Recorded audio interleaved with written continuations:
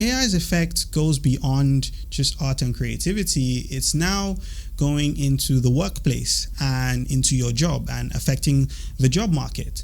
But is AI really disrupting the job market, or are big companies just using it as an excuse to save money and lay off workers? Because traditionally, as we'll get into, if you lay off workers, it sends a signal to the market that this company is no longer growing. But if you say, oh no, we're not laying off workers because we're trying to cut costs, we're laying off workers because AI can do it now. So it seems like a convenient story, and we're going to get more into it. Between January and September 2025, there have been more than 946,000 job cuts announced, with roughly 300,000 from the government sector. That's the highest since 2020, and it's a 55% increase from what we saw last year through the same time period. It would make sense to think AI is to blame for the layoffs. Now that we've had generative AI come in and kind of change the equation, investors and boards are asking management teams, how are you using AI? Why aren't you using AI? Can AI help you streamline costs? But the latest round of layoff announcements in the fall of 2025 suggest AI might not be the root cause of the restructurings. They also seem to be real signs that something new is happening, that we've turned a corner in the economy. So we've seen a wide range of reasons. You're not really seeing companies say, I am cutting 10,000 employees and replacing them with one single computer. Using AI and introducing it to save jobs turns out to be an enormously complicated and time-consuming exercise. I think there's still a perception that it's simple and easy and cheap to do, and it's really not. There's no doubt AI is a powerful force in the economy right now. The extent to which we think it's affecting the economy and hiring is in graduate level, low-skilled jobs. We haven't been able to find yet much evidence that AI is capable at this moment of taking over sort of white-collar, middle management jobs. So why are we seeing so many layoffs? And how much of it is because of AI? In 2025, the warnings came quickly that AI wasn't just going to change work, it was potentially going to wipe it out. Tech CEOs and researchers confidently said so themselves. Entire teams got replaced, junior workers were made redundant overnight, one human managing hundreds of AI agents. Some were already predicting full automation by 2027. A few were even muttering about superintelligence. This wasn't coming from some cranks on the internet, it was actually coming from the people building the systems. And for a while, it was looking hard not to believe them. So by 2026, the numbers weren't cooperating. Layoffs were up, sure, but when you looked at it closely, very few could actually be traced back to AI. The flagship examples started falling apart too. Companies that made a point of replacing workers with AI watched quality drop, and quality brought the humans back. Others announced enormous productivity gains while mostly just moving people around. A new phase entered the conversation. It was called AI washing, dressing up ordinary cost-cutting and post-pandemic headcount corrections as technological transformations. Meanwhile, the billions being poured into AI weren't producing much that anyone could measure.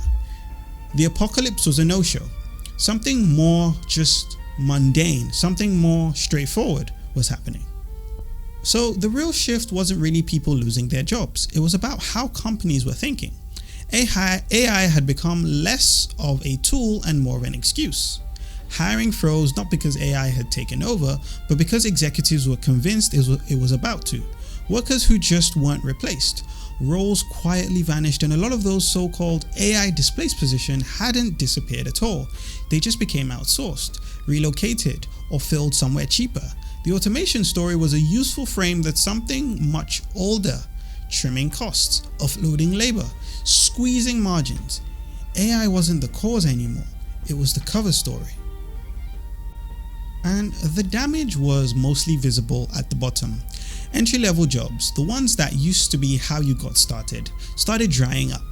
Graduates weren't being beaten out by robots, they were just being shut out by companies who were no longer willing to invest the time in training them. And you don't just get like an expert engineer out of nowhere. He has to first become a junior engineer and solve the same problems over and over. and that's going to cause a problem when it comes time for them to scale up.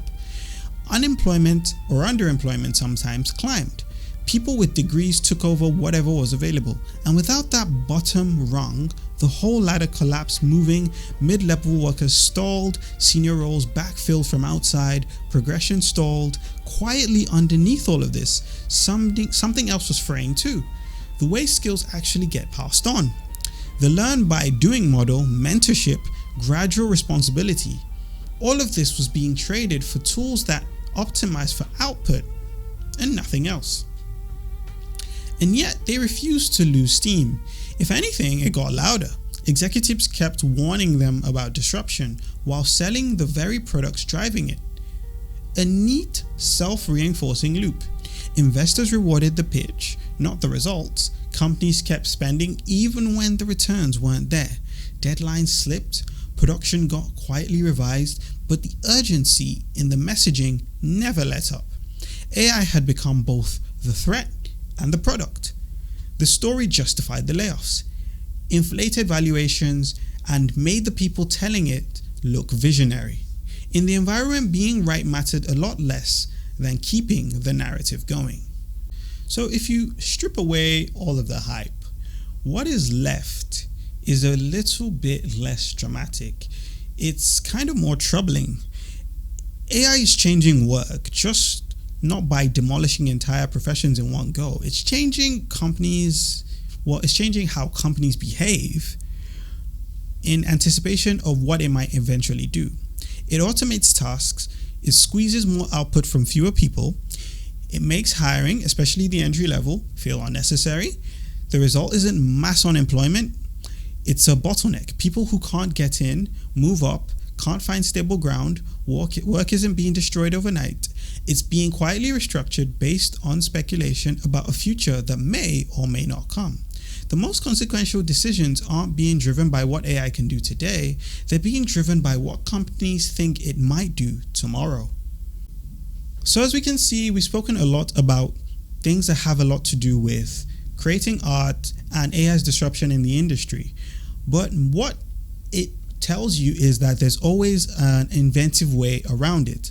As we spoke about with the corporations, the solution is not to suck into the algorithm or let money be the incentive, but to always stay around a creative vision. And the same thing comes when we talk about either AI's disruption in the workforce or AI's disruption in creating art. And AI's disruption in creating art, it becomes more about